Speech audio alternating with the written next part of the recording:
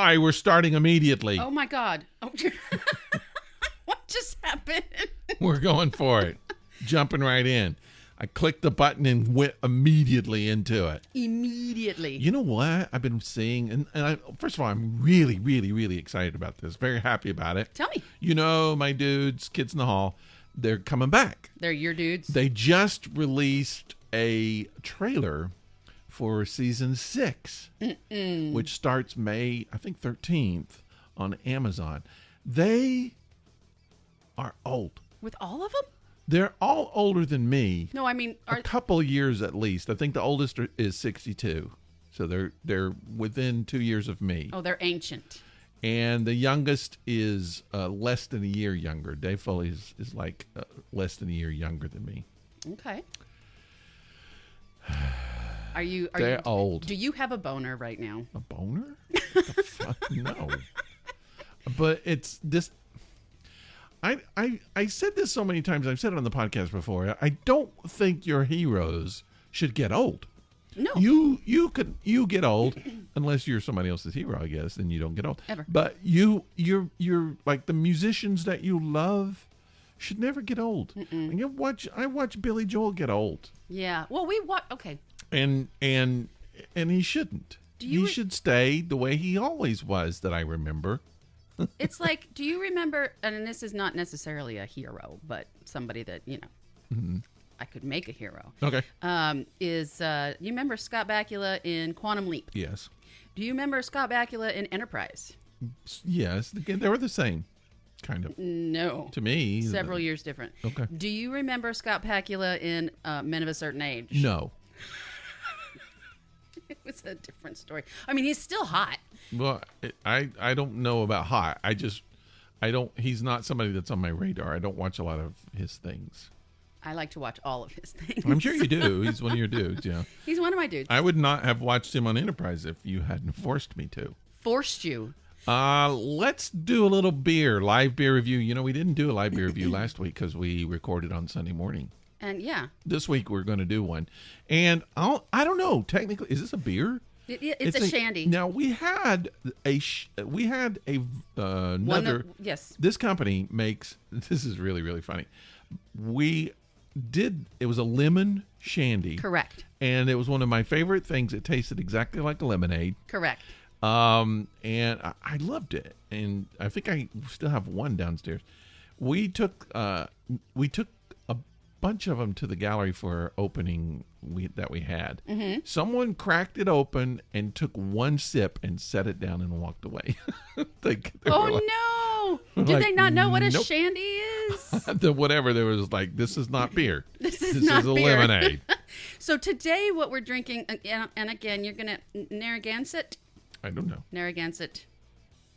Narragansett? Yeah, that's it. That was it. Okay, sure. It's that one. It's a Shandy, but this time it's a mango and passion fruit Shandy. Interesting. It's refreshingly different beer. They should combine them and call it. But it says beer. It's a passion man. Passion man. Yes. Or man passion. I don't know if I'm going to drink that. I would drink some. Never mind. No.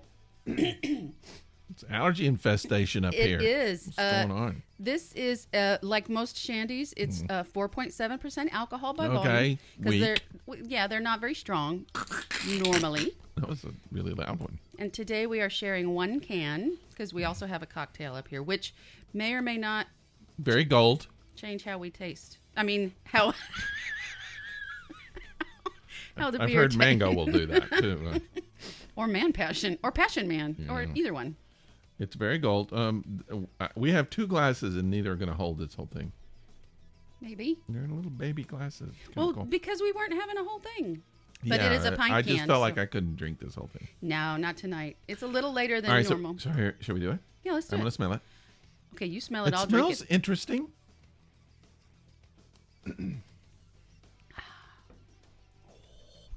Yeah. Yes. You're going to like it. You don't even know you're going to like it. Oh, you know what it tastes like? What? Champagne. Yes. It's very champagne-ish. Yes, it is. I'm not a huge fan of champagne, but that's what it tastes like. It's also just as bubbly as champagne. Yeah, it's very, very carbonated, more so, I think, than the lemon drink. But I don't know if I would say, and it could be because I was drinking this orange juice, but I don't get a clear flavor from either the mango or the shandy or the Passion fruit. Passion fruit yet. The man passion. Yeah, but it does. It tastes like very. You know much like what? that. Because your orange juice is so sweet. Right. I'm going to stop drinking it so Okay. it'll be clear. I want to be fair on my review Okay. that we do at the end of the show, which we always do on our light beer reviews. Except for last week. Except for last week because we didn't do one.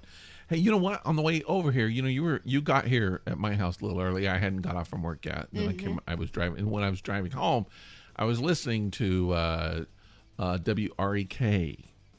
WREK. Which you would think might be the radio station for my gallery, You because would my think gallery so. is the rec gallery. No, it is not. It is Georgia Tech's Oh. student radio station, and they play great college music. They just play a interesting, eclectic mix of music, which a lot of college radio stations will do. They were playing like, I don't know, it's old style anyway. I don't think it was old, but just punk music. Punk, real punk. I'd forgotten how fun that is sometimes.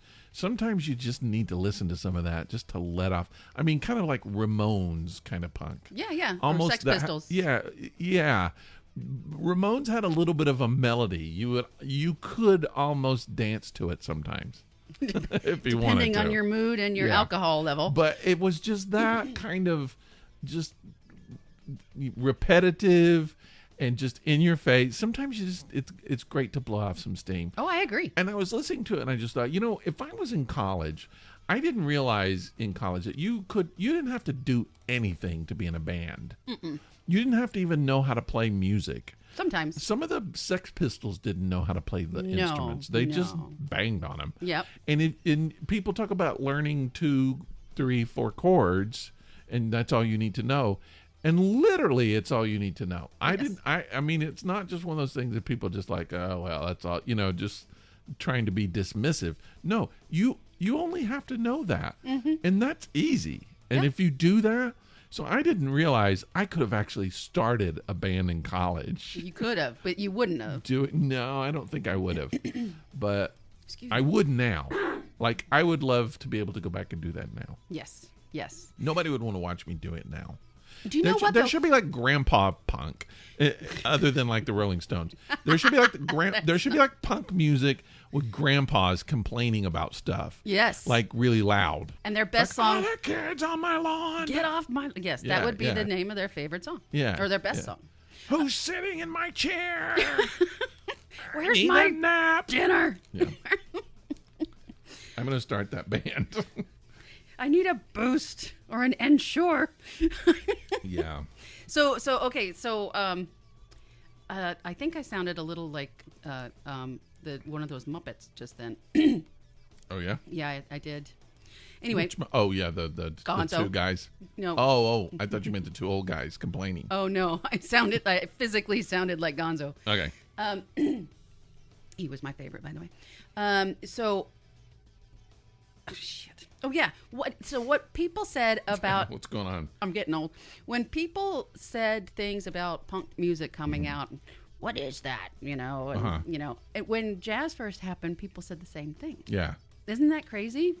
Yeah. Because at the way that you just described punk music, where you're like, or some punk music, where it's like you don't even have to have, you really don't even need to know what the other person is doing. Mm-hmm. Early jazz, they didn't either. And some of it still they don't. I'm amazed at jazz. It's still because, and I don't mean this in any way derogatory, but a lot of jazz, especially early jazz, was played by unskilled, and not unskilled, not even unlearned. That's not a great word, but like people didn't go to college. They didn't study music. They just picked it up on the streets. They just learned it started on their own. Yeah, something they felt in their heart. And a lot of times it was kids, young kids who could play trumpet. They didn't learn at Berkeley. They didn't go they just picked it up and they perfected it on their own.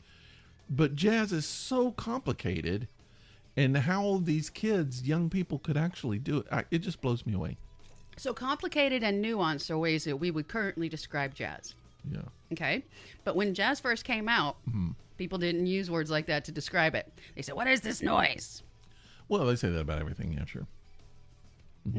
And as soon as it comes out, they're like, "Nope, I don't like it. What is it?" Well, any kind of music, new music, the grown-ups are going to complain about. Anyway, back to your... I'm so glad the kids in the hall are coming back. Yeah, me too. Yeah. I can't get over how old they look. And I was afraid they were going to bring back some of their characters that I just don't think it's going to work as old guys. Like Bruce McCullough does like a kid. Yeah. Gavin, the kid, Uh-huh. and he's doing it. And and he's 60-something. He can't be a kid. None of them are kids. They should change it. Their dad's in the hall now. The only They're one, not kids. the only one that I really think that should. Why do you have both the stones and a card in your hand? I don't know. Okay. So what we do here is we drop a stone and you read a question that goes with a color stone. You're going to drop the stone first, and it's a red one. And the red question is as follows. Would you rather be the passenger in a car driven by someone beyond the legal drunk limit? Nope. Done that before. Or driven by a 12-year-old? Or a combination of both, I guess. A drunk 12-year-old. Yeah. Would you rather be someone that's drunk or a 12-year-old? Probably the 12-year-old. Yeah, I mean, it doesn't say how skilled the 12-year-old. There are some 12-year-olds who actually know how to drive. Quite well, yeah. Yeah. I was. If it was just a random 12-year-old who doesn't know anything about cars. You can still kick them out because you're bigger than them. Yeah. For the most part. But the question, you have to play by the rules of the question. I said 12. That's what I think that's a good thing. Thank you. I don't want to get behind. I don't want to get in a car with somebody behind the wheel who is out of sorts. Do I guess? Should I guess? No, you're not right. psychic. It's yellow, which I'm is glad random. I didn't guess. That's not what you were going to say. That's correct. All right. Would you rather have perfect vision in as I put my glasses on? Would you rather have perfect vision in one eye and be almost blind in the other? Okay. Or be extremely nearsighted in both? I'm kind of that now. So, and I was saying this to my wife the other day. The worst thing about getting old is eyesight. Yeah. I mean, totally. Yeah. I'm losing memory. But who cares? You can just walk around and go, "Who are you?" I lost my penis a long time ago. Yeah. But all of that, I would trade it for better eyesight. Yeah. Because I'm a visual artist and I need my eyesight, and I was working on a portrait this week. And I had to see detail, and I could not. It was frustrating. I know. I spoke to you, and you were very frustrated. Yeah, about it. and it's the first time I was just like, I can't do this anymore, and I never confronted that ever. Mm-hmm. But they make those eye drops now. You could put eye drops in, and they're supposed to be, but they don't work for like really old people. Like you. Well, it says like 55 or 45 to 65 is ideal age. So I still got 5 years. Yes. And then you can get like those jeweler's loops that they fit I on know. your glasses. I'm going to I need some kind of, because regular glasses don't help me. I need some kind of magnifiers, I think. Yep. Anyway, how was your week? Week. Just a week? No. Nothing interesting happened? Nothing Nothing you want to talk about? Oh, you know what? So, I don't even know. This is not going to be important. Let me ask you a question. Do you have a connection with the town, the city, the town? Let me just say your hometown. Do you have what you would call a connection with your hometown? What do you call my hometown? I don't. You have to call something your hometown. So the city, the place that you call your hometown, it doesn't have to be where you're born, but it's the town you grew up in, whatever you consider your hometown. Do you feel like you have a weird connection with that area? Do you know, it's funny that you asked me that because everybody's always asked me, where are you from? Mm-hmm. And I say Alaska. Okay. And I say, but not originally. Okay. Because that's true. Yeah. And when I think about where I am from originally, which is, Vacaville, California, and then lived in Richmond, California / Oakland, California / Berkeley, the Bay Area, and then moved to Alaska, and then lived there for 20 years. And Alaska is where I consider myself having grown up. Because, yes, I was a kid in California. I grew up in Alaska, even though I moved up there when I was 16, right before I turned 16. I still consider that home. And yes, I do have a connection to it. I'm excited to talk about Alaska anytime anybody is. You Anybody feel like wants it's to. like in your bones. You feel like it's like in a part of you. Yes. Yeah. Yeah. Like if I go back up there, I just love it. I walk out, I can smell it. It smells different. Yeah, yeah. The sky is a different color, and I know what the color it is. I mean, it's not like red or, because that would be Gallifrey, and I would love that to be Are my you going hometown. back? Are you going to go back up? When was the last time you were there? It's been... 2013. Okay. You going to make another trip? Oh, I would love to, but, it costs money. Well, I know, but I mean, that's neither here nor there. Just like, do you have plans? Would you like to do that? I don't currently have plans, but I do have plans to eventually have plans. Yeah, yes. yeah. Yes, I do. Absolutely. And for how long? I don't know. Well, that doesn't make a difference. Like, well, what I'm saying is it going to be a 3-week vacation? Is it going to be a quick trip up and back? Is it going to be 5 or 6 years? But like, okay, so now you live in the opposite of Alaska, which is Atlanta. And which would you still rather prefer? Would you still prefer to like have to fight all of the snow, the cold weather, all of the crap with your cars, all of the stuff just getting around, everything, or just being hot in the summer? Okay. Those aren't even mutually exclusive. Okay, so it's like you have to deal with heat in the weather in the summertime, but you also have to deal with heat all year round. In Alaska, at least where I lived, you only had to deal with snow anywhere from 6 to 8 months out of the year, depending on how bad a year it was, and sometimes it would go away and come back. Just like it does in most places. And same with the heat here. It's going to be 39 degrees tonight, I think, and it was 80 today. I mean, that's excessive. Come on. But traffic, on the other hand, in Atlanta, and I mean this lovingly, in Atlanta, the traffic sucks. Yeah, that's not lovingly. It's horrible. That's No, the worst but it's part not, about Atlanta. It's not just the traffic. It's the people in traffic. Well, cars don't drive themselves. They always talk about guns. Guns don't shoot themselves. Right. Cars don't shoot. Cars don't drive themselves. Someone sees you trying to get over before you are forced to get off the interstate, and they speed up. Yeah. Well, it isn't just that. Like the other day I was driving and just like somebody was just stopped in the middle of the road. Yep. Talking to somebody on the side, and I almost hit them. And then I went around to that person, and as soon as I did, They started to go. No, Oh. I'm driving along, and then there's somebody in the fast lane backing up on the forward lane. Yep. Yeah. There are no rules. It's just like whatever you want to do. It's a free for all. Yeah. I mean, it's kind of like back up on the middle of the street. It's kind of like the Autobahn here. I came over here tonight in the I won't say the later half because rush hour traffic goes to like 8 o'clock here, but it was 6-ish, 6:30, and there are people that are just ready to get home, Yeah. or ready to get where they need to be, or whatever the case may be, and the people that normally would be super sweet are assholes on the road. And I understand you've been in traffic for 2 hours, and that's not my fault. You chose to work where you work. You chose to live where you live. How about you calm the fuck down? All right. So, But what I was going to say, in comparison, in Alaska, you get stuck in the snow, you might have some jerks go, and honk their horn and flip you off, but they haven't been there long. The people who have been are the ones that stop and help you in their skirts, in their suits, they will help push your car out of the snow. how many Eskimos were there in Alaska? Well, that's offensive. You remember well, you probably didn't, but when I was a kid, it was just like, that's all I thought about Alaska was Eskimos and literally igloos. that there were people living in little round igloos and Eskimo and eating whale blubber. That's what I learned in elementary school.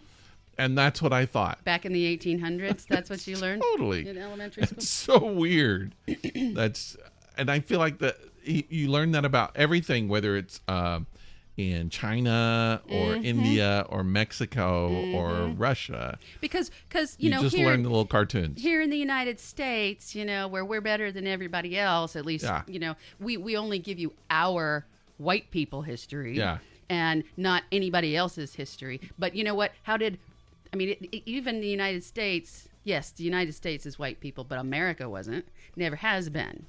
United States of America is mostly white. Well, it was for a long time. Well, you remember the Chris? I think it was Rudolph the Red-Nosed Reindeer, the little special when the big storm comes. Yes. And all this stuff is blowing around, and then they show like The- an igloo just blow away, and there's two Eskimos underneath hugging each other. No furniture, no possession. It's like when you're a kid, that's what you think. They just lived in that little dome With a little fire going. No, there was no fire, nothing. It was just, what were they doing? Just sitting in there holding on to each other. Staring That's at how each they other. live. That's how they live. So weird. So cute. And then Eskimo kisses. Yeah. Yeah. Okay. I was asking you that because because I come from, my hometown is Knoxville, Tennessee, East Tennessee. So I've always felt like I had some kind, and I feel like Knoxville is, if you lived there, you're like in a community. It's like a fraternity. Do you feel like that way? Like if you met someone and they're like, you said, where are you from? And they say, I'm from Alaska. You feel like you're in a club with them. instantly. Yeah. And it's like, are you from there or did you move there? Because those are two totally different people. Yeah. If you grew up there, the first thing you want is out. If you didn't grow up there and you moved there, you are now loving it. And, Yeah. I mean, for the most part, some people are just like, this sucks, I'm out. Yeah. And then, you know, you also have people that grew up there and they absolutely adore it. Yeah. But for the most part, you will find, like, since it's so hard to get in and out of Alaska, or expensive, I should say, you know, Thanksgiving rolls around, you get a bunch of transplants together and we all have Thanksgiving dinner together. Yeah. You know, and we invite people that may not have that same culture to come and enjoy it, you know, and it's I almost want to say it's a real Thanksgiving, but what it really is a real Thanksgiving. Anyways, we won't go down that rabbit hole. But, you know, we have our traditional Thanksgiving dinner and invite people we barely know because they're transplants too and they don't have family. Yeah. So it's like, well, come to my house. And you get that all the time. You can have 3 or 4 different people say, oh, you're new to Alaska? Are you going home for the holiday? No. Well, come to my house. You know, bring a bottle of wine. It'll be a blast. Well, there's something about, like what you were saying about Alaska, and it's the same way with I'm sure any hometown. And I think with Knoxville too, it's just like those smells Yes. that you smell. Yeah. It's like everybody knows that. The visuals, the driving on a road that curves a certain way and everybody else has to do it. It's just like you all have that same experience. And it's something that people who live there, 5 years, they know what you're talking about, but Yeah. it's not in their blood. Right. You Right. know? So like I am probably a 4th, maybe 5th generation Knoxvillian. My on my mother's side really grounded into that area. My dad's side came from Virginia. But so I mean I feel like to me it's even almost in my DNA Right. from my mother's side.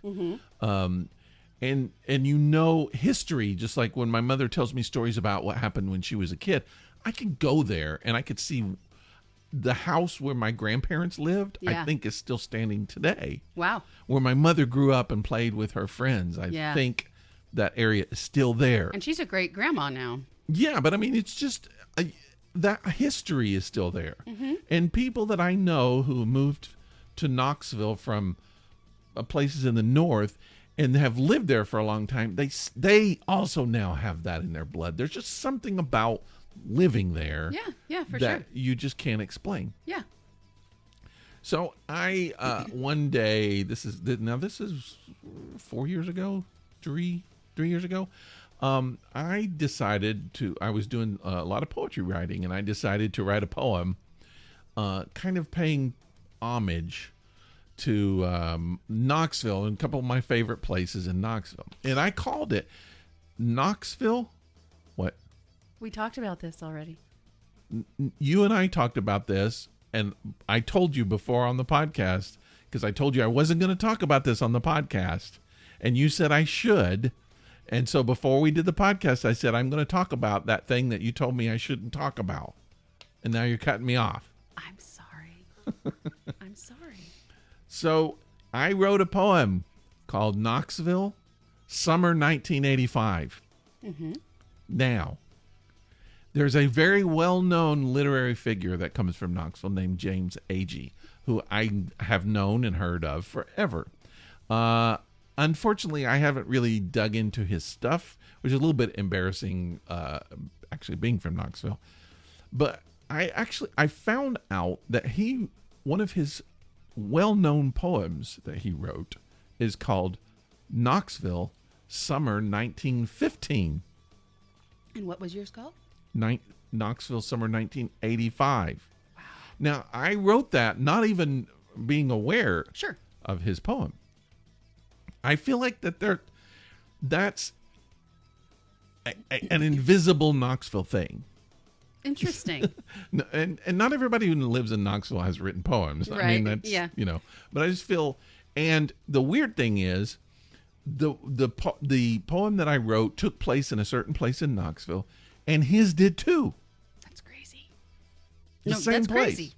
And so it just kind of blew me away, and I thought, oh, that's very interesting. So the same basic area is what you're saying, like the same exact area. Oh, okay. And there's a place called Highland Avenue in Knoxville, which is around the campus of the University of Tennessee, and it's infested with students. Infested. It's just student housing, which is shitty 3-story houses that the landlords aren't really keeping up with, right? And unless they have to, you remember when you were in college and you lived in crappy houses. That's what it is. It's everywhere you go. But I just loved it. I loved the energy there, and I just remembered it, and I wrote the poem. Well, he wrote it too, and it wasn't about the college at the time. It was just about his hometown. So I decided, someone posted that and was talking about it, and I thought, well, I'm going to kind of update my poem, and I did, and I'm going to put it online, and I did, and I thought, well, I need a good picture to put along with my poem. So I just did a little search. I found a picture. Actually took place on Highland Avenue in Knoxville, and it was perfect. And when I saw it, I was like, that's it. That's the house. Right. So I took the picture and was going to put it on my website, and when I went to go get it, it was actually James Agee's house on Highland Avenue in Knoxville. Creepy.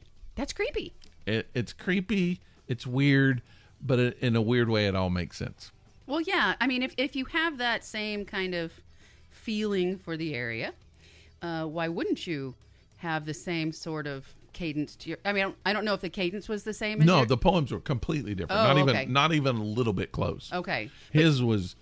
Well, I mean, obviously, very, very, very long and very wordy, and mine was very short. Mine was it's one of the longest poems I've written, but it was very not as wordy. Poetry meant something different 70 years difference, Well, maybe, but I just feel like it was a different style of poetry. Okay, yeah. But again, the area that you were writing about is exactly the same. Interesting. Yeah. Yeah. But anyway, I just found that really interesting how that synchronicity of kind of connection that James Agee did in 1915, and then I wrote my poem, I think, in 2016. But it was about a time in my life. So 85 was the year I think I was still in college in 85. I was supposed to get out in 84. I hung over another year, and I got out literally at that point. And it was a very emotional time. It was a very man, I can remember it, and I connected, like the film St. Elmo's Fire came out that year. Yep. And I connected with it because that's what it was about. They were just graduating and getting out into the world.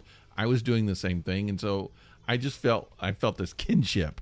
I was like, I'm like them. I'm just got out of college, and I'm trying to go out in the world and make it. So I just, because they were my age, and so there was just something about that area. And even I guess St. Elmo's Fire had that too. It took place in a college town. A lot of times when you graduate from college, you stick around for a little while. Well, yeah, it's like your little nest. You're so comfortable in there, you've met a lot of friends. You have a lot of energy that's still there, and you're not ready to move away from it. Not to mention, most people who just graduate from college can't afford to move away from there. It's true. You know? But anyway, I just, I loved that energy. I liked the area. I liked the music. And apparently James Agee did too. That's awesome. Yeah. That Anyway, is pretty awesome. I don't know if that's of interest to anyone other than me, but I thought I'd bring it up. No, I think it's interesting, and especially since in order to get to that point, you brought up Alaska for me, so now it's brought up a bunch of warm memories. I always wonder if people feel the same way about their hometowns as I do, because I always feel like there's something special about Knoxville, not good or bad. I just feel like there's an interesting energy that comes from living in that area that a lot of people never shake. You just don't get rid of it. Yeah. You know? Yeah.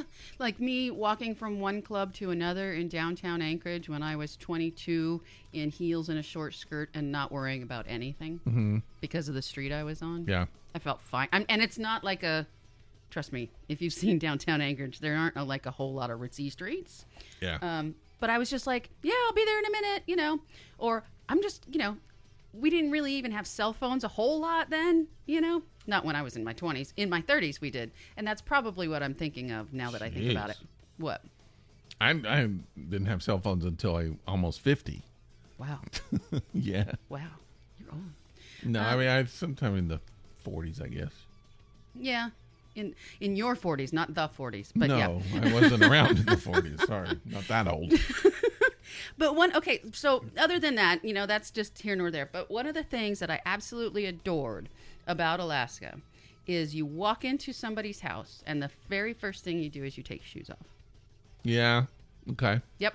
It's required. Yeah. It's almost like I know certain cultures have that as well. Japanese culture, they prefer you to take your shoes off, but then they offer you like these little slippers or whatever. Okay. Sometimes, if they're, you know, I always require people to take off their pants when they come in my house, but they can keep the shoes on if they want. You've never required me to take my pants off. That's because I've seen you with your pants off. It's not a pretty sight. No. No. Mm-mm. But I just love that you'd walk up to somebody's house if they were having a get together, and you would just see all these little pairs of shoes next to each other. Well, it's because usually they're full of like snow and mud, and they're wet and nasty and all that stuff. Yeah. But even in this, it just became got a little polar bear poop on it. You know? Maybe, depending on where you live. But it just, you know, it just became habit. So in order to keep your floors clean, take your damn shoes off. You know? But most houses in Alaska, especially I guess anywhere in Alaska, have like what's called a little. I wouldn't call it a mud room, but it's like the little tiny room between the front door and your door. Yeah. Where you put coat room, I guess. It is a mud room, sure. Yeah, put your coats and your shoes because you don't want to take them off outside, but you don't want to bring them into the house either. Yeah. So you have this room. I guess it is a mud room now that I think about it. Snow room, mud room, whatever. A little bit of both. A little bit of polar bear poop room is what we'll call it. Okay. And you just walk in there, and before you even walk into the house, and it's all warm and cozy, and you're just like taking your coat off and all these little lined up shoes. It was just that's something I miss a lot. In Knoxville, you didn't have to take your shoes off because you didn't have any shoes. You just ran around in flip flops. Yeah, you didn't wear shoes. No, that's not true. But okay. Well, I just kind of wonder. Just even what you were just talking about, you know, and I think this is part of being old. I think this is part of getting old, is enjoying watching the energy of young people. And because, you know, I'm a people watcher. I love watching people anyway. It's my favorite thing to do. You don't like going places where there's a lot of people. Yeah. I love going places where there's a lot of people because I just like to watch them. Yeah, it just makes me anxious.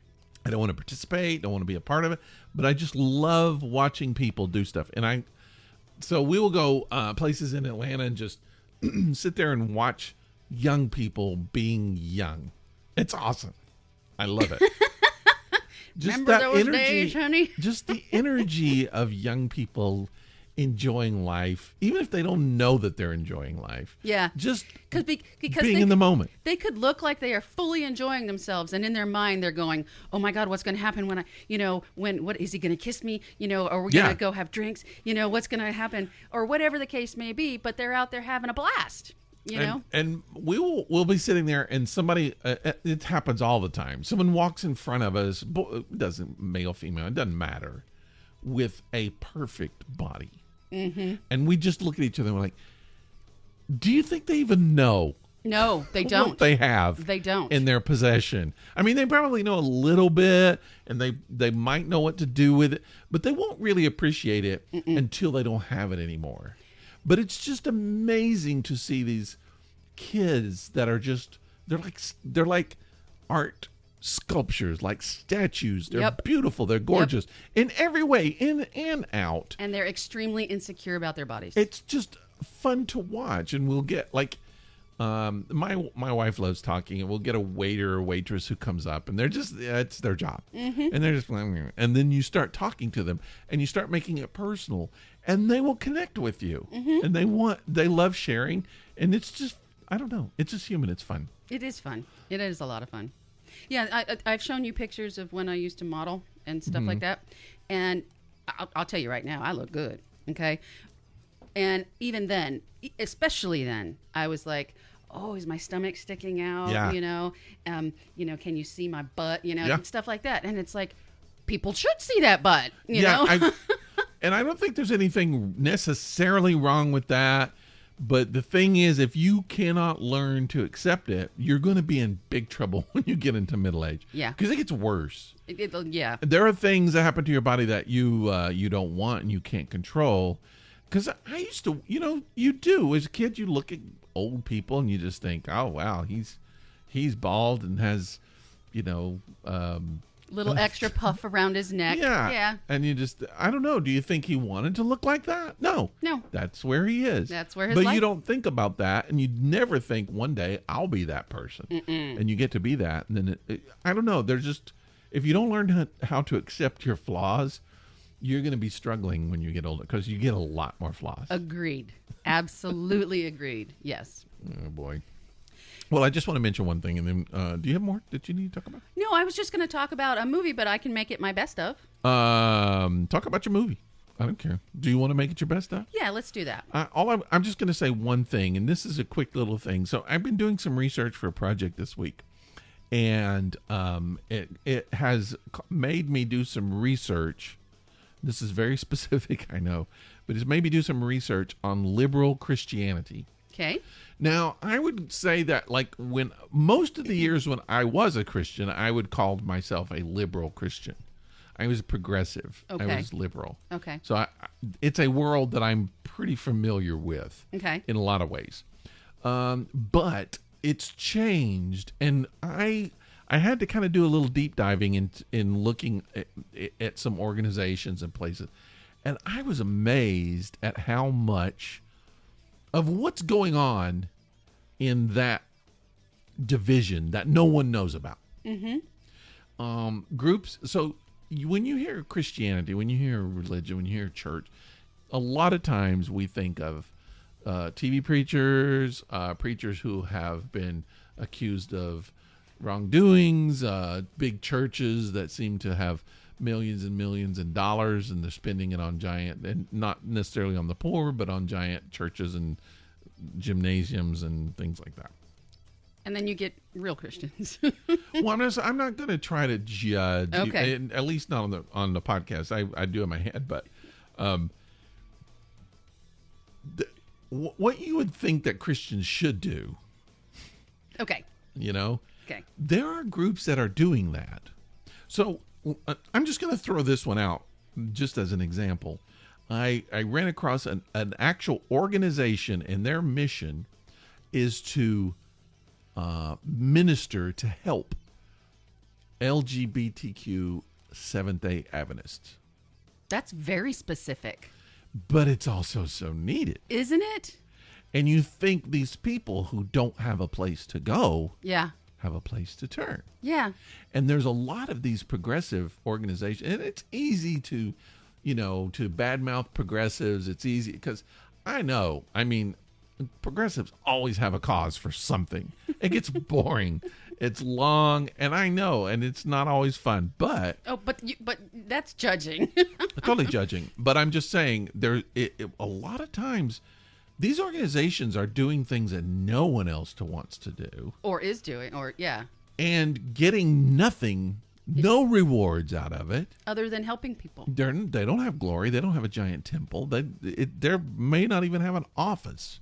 They can barely survive, but they're actually ministering to people. Mm-hmm. And just going through and looking, I mean, I would just say, someday look at things that you don't like. Mm-hmm. Really do a deep dive and figure out what's going on underneath. What's going on that might not be on camera. Right.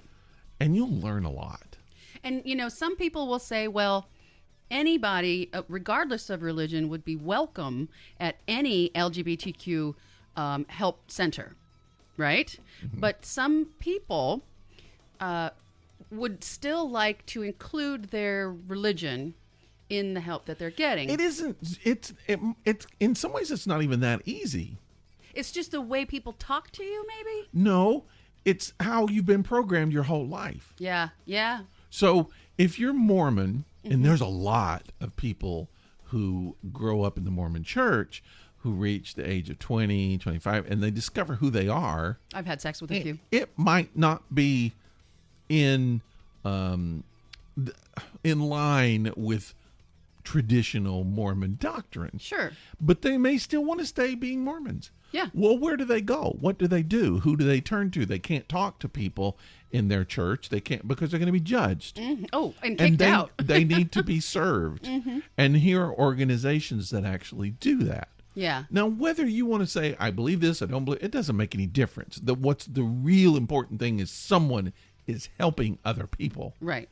That's every religion in the world. Yeah. The basis of it. Yeah. So it doesn't matter if you believe in Jesus. It doesn't matter if you're Muhammad. It doesn't matter. Mm-hmm. Helping people is what's important. You can be that as an atheist or whatever. But if someone is like, I want to stay who I am, because one day they may change. Mm-hmm. Mm-hmm. I didn't make a change until I was in my 40s. Yeah. So one day they may change. But until then, who's serving those people? Who's ministering? Who's making them feel better? Who's accepting them? Because they're in a world of non-acceptance. Mm-hmm. And you're down. Some of these organizations are actually in the street, even if they're dealing with homeless. Mm-hmm. If they're dealing with runaways, prostitution. Mm-hmm. They're in the trenches, man. These are people that most Christians would not. I wouldn't do it. I couldn't get down into that. And the thing is like you just said, they're helping people regardless of what they believe, blah blah blah. And I will say to you that there are lots of people helping people out, but they're helping their people mm-hmm. that believe the way I believe. Yeah, those are the people I'm going to help. Well, what good is that going to do? The people that believe the way you believe. Some of them might need help, and that's great, and you're mm-hmm. helping somebody, right? But what about the people that don't have anybody like that? Yeah. What do they get? Where does it come from? It's certainly not coming from federal money, but that's a whole other, thing.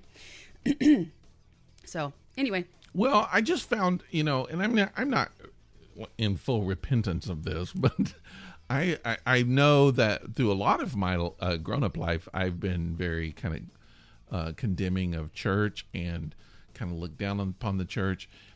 And I think in a healthy way, because the target of my disdain has mostly been people who are doing it wrong. Mm-hmm. So I don't normally lump everybody in and just throw it all out. I don't either. Because I know within the walls of the church, even it doesn't matter which church, there are people who are doing it right. Yep. Not everybody. Some churches more than others. Mm-hmm. Some groups more than others. But it's easy to just kind of throw the baby out with the bathwater. Just kind of judge them all and let it go. And I guess all I'm getting at is sometimes spend some time looking at the things that you judge, the things that you easily dismiss, and try to see what's behind it, what the real workings are. And you might find some stuff that you are surprised at, that you actually can relate to. I agree 100%. So there you go. There you go. That's all I'm going to say. Okay. Yeah, I mean, we could have 2 hours on that conversation if you wanted to, and we could deep dive into that. We could write essays, we could write papers on it, but we aren't going to here. No, not today. Not today. We might at some point. Well, I mean, this isn't about religion to me. It's about people who care enough about other people to do things that are uncomfortable. Okay. And I that blows me away. I just, when you realize that life isn't always about yourself. Yes. And it's not, and it shouldn't be, because that's called narcissism. Yeah. It has to sometimes be about yourself, but to get, it's But easy. you said not always. It's easy to write a check and mail it to somebody. And but that's also great. That's helpful. But it's hard to get down with them and help them out sometimes. Like, I don't know that I could ever work with the homeless in a way that you're in there with them. Yes. And I know people who do it. Yeah. And I admire them. But they don't, they have a hard life, and they'll tell you. And you need to have, you need to be able to, oftentimes you need to be able to really be able to compartmentalize, because some of these people that you're helping just quit showing up. Yeah. And you have no idea. Right. And so you have to be able to, you have to be compassionate. Well, they may them, kill you. or they might kill you. Yeah, that's part of it. It's a matter of you, and that these people know that they're in danger. There's a possibility that they're giving their life for people, and isn't that what Jesus said? Yeah. No greater love than a man to give his life for his neighbor, and that's what they're doing. Even they may not be killed, but just like Jesus said, doing it in your heart. Mm-hmm. You're doing it. So the fact that they know they could be killed, but yet they're still doing it. No greater love. There you go. So, I guess, I might badmouth religion several times on the podcast. Yeah. And I'm going to continue doing so. Right. But that doesn't mean that I don't respect a good part of it. Mm-hmm. And I do. And this is, it was so much fun kind of getting in and finding some of these organizations. I'm like, whoa, really? They're doing that? I didn't realize that, this group of people have this division. Mm-hmm. And there are a lot of, even like the Baptists, the Southern Baptists, who I grew up being a Southern Baptist. Right. And I would, today, as a whole, they're embarrassing. That it's true. You mean for the 99 percentile? I'm just saying what you see is mostly embarrassing. Yep. But there are parts you get down, deep dive, look, take it apart. There are groups who are part of them who are doing even what the Southern Baptists would judge them for.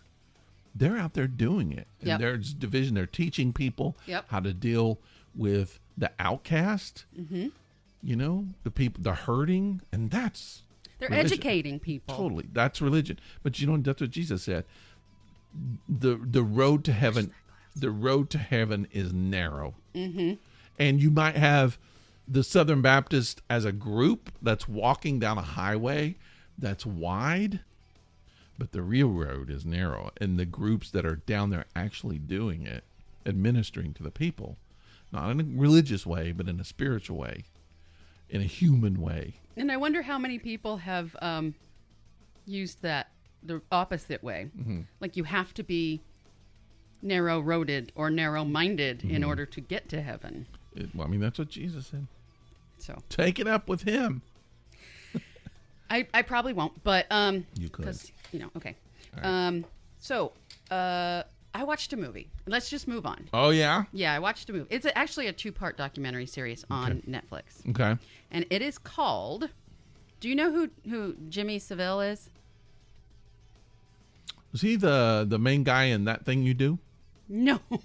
No. So no. No, you don't. What was that guy's name? I don't know. I don't either. So, okay, I think I'm saying it right. Savile. I think it might be Savile. Oh, you threw me off then. Now I've got you.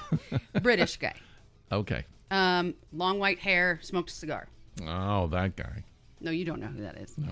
Okay, so anyways, he was like this pop culture star in Britain. He started out in 1950 something as a TV broadcaster, and he was around until 2000. I think he died in like 20. I'm starting to know what you're talking about. Okay, yes. And I'll show you a picture, and that'll jog. He was your like memory. the Captain Kangaroo. Yeah. There he looks exactly like Captain Kangaroo. You don't even know who Captain Kangaroo is, do you? Yes, I do. He was the Captain Kangaroo of Britain. Didn't he do a lot of children's things? Yes, he did. Yeah, he was a children's guy. And I know what you're going to say. I remember his story now. Yes. Okay. So I watched this 2-part documentary series. Yes. Uh-huh. Each part, I think, is 1.5 to 2 hours long. Yeah. I binged it because it was really good. Yeah. It's called, I'll give you the name of it. It is called Jimmy Savile, A British Horror Story. Okay. Mm-hmm. And if you don't know who he is, look him up. It's Savile, only one L. So most people who are not my age don't know who Captain Kangaroo is. Younger people. Also true. So we could say Mr. Rogers. Almost everybody knows who's Mr. Rogers. Yeah. But he didn't just do that, because he also did a crap ton of charity work. He did all these marathons. Yeah. He did all the bike riding across Britain. He walked and he ran across Britain to raise money. He actually raised millions of pounds to rebuild hospitals. He raised so much money for all of these people. And then, yeah, just watch it. Yeah. Spoiler alert. I'm not going to spoil it for you. But, I mean, everybody was like, even today, people are like, I don't believe it. Well, again, it would be like finding out if Fred Rogers was doing things that he wasn't supposed to be doing. Right. Yeah. Yep. Yeah. So, I remember. yeah. And it's still there. People are shocked about it. Still to this day. And then some people that were shocked at first, who just absolutely flat out denied it, once it started to come out and once all the stories started to come out, then they were like, oh, wow. Yeah. You know, that makes sense. Now, this can't be verified, but I did read one time that Mr. Rogers inappropriately touched the trolley. What did the trolley do about it? I just kind of went, boop, boop, boop. Yeah. That's ridiculous. I know. That's ridiculous. I had a big crush on Lady Aberlin. You know, I had a crush on King Friday. Huh? the kitty. What was the kitty? Daniel the lion. No, was it? He was a lion, but he looked like a cat. Yeah, he's a kitty. Lady Aberlin was in, what was the movie that Kevin Smith did? Was it Dogma? I think she was in that. She played a nun. Oh, Yeah. hot. Yeah. Goes with our religious theme there. Yeah. You should have been Catholic, I'll tell you. I know. All right, so we done? We finished? We're done. Let's We're talk wrapping about it up. this beer Let's and talk about get the out of here, Shandy. because it's freaking hot up The here. Shandy. We're I feel drinking. like if I had a child, I might name them Shandy. It's kind of a cool name, Shandy. I don't like it. Well, I'm not gonna have a child with you. Narragnsett. I don't know. Just okay. make something up. It starts with an N. But I think that's right. okay, so it's Mango-Passionfruit Shandy. Yeah. And it's 4.7% alcohol, but mind you, we also have cocktails up here. Yeah. So I actually adored it. Okay.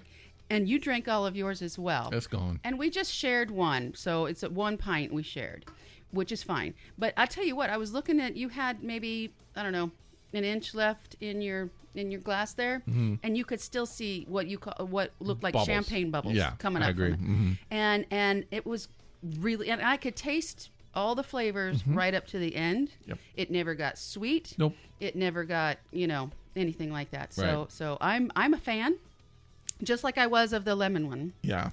I like a Shandy. What am I going to say? Okay. So I'm going to give it a 4 or 5. Wow.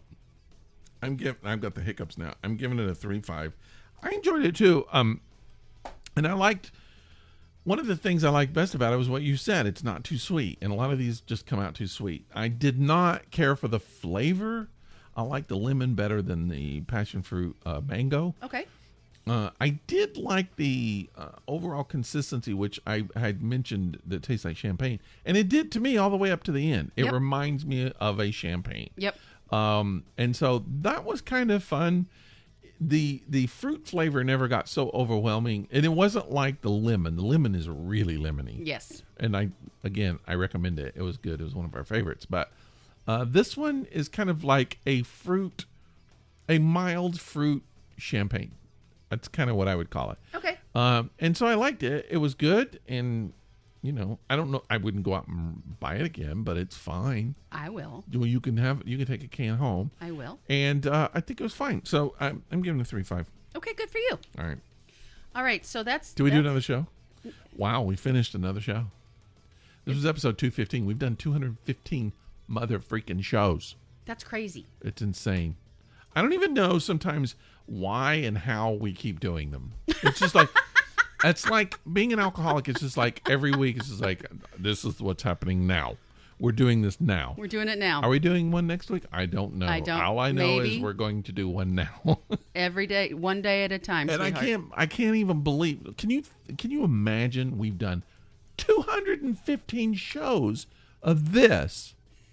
Ridiculousness. And then we did like 2, maybe 3 years Life in a Kill. How many podcasts have we done? We've done, gosh, so many. This is how we spend our time together. It's ridiculous. But thank you for listening. I know everything we talk about is not interesting. I'm pretty sure most of what we talk about is not interesting. And yet, people, our friends out there still listening. Yeah. At least we think they are. They like us. I have this feeling maybe they're not. Maybe they just download it to their phone, and then eventually they never listen. They clean it off. Yeah, because I feel like if right now we just said we will give $1 million to the first listener who contacts us, we would never hear from anyone. Don't do that. I work with some people. They might contact me in the morning. I don't think if we never told anybody, I don't even know. Gary listens. He says he listens to every single one. Don't offer something like that. What? $1 million.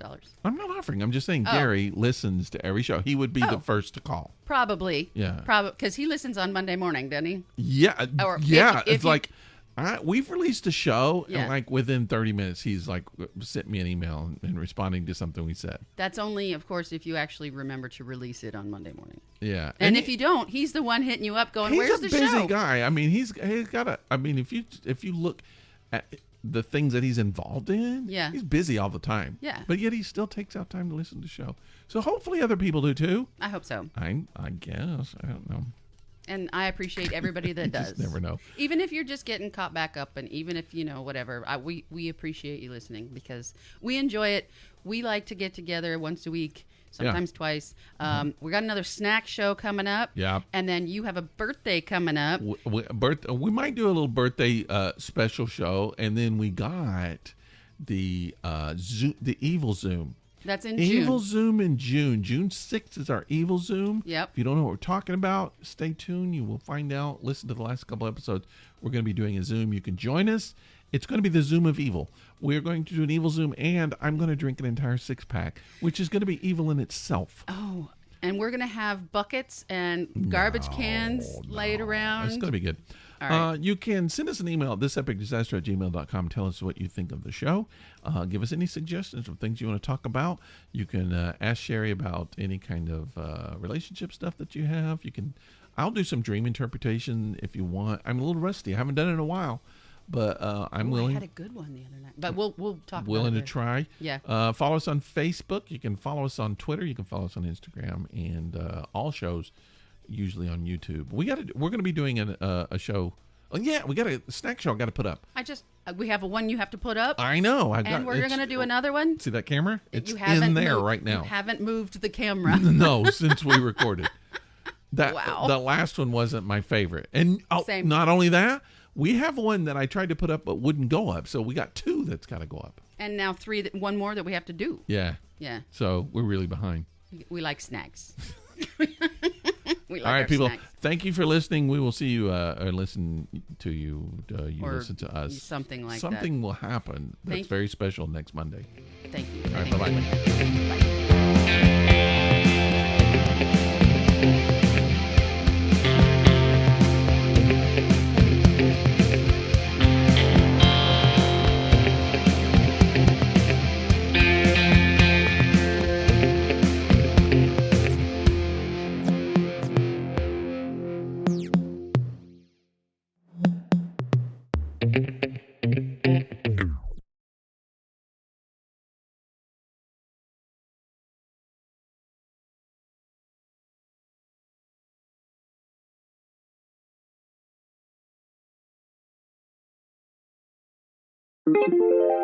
This is a Violet Jester Media podcast.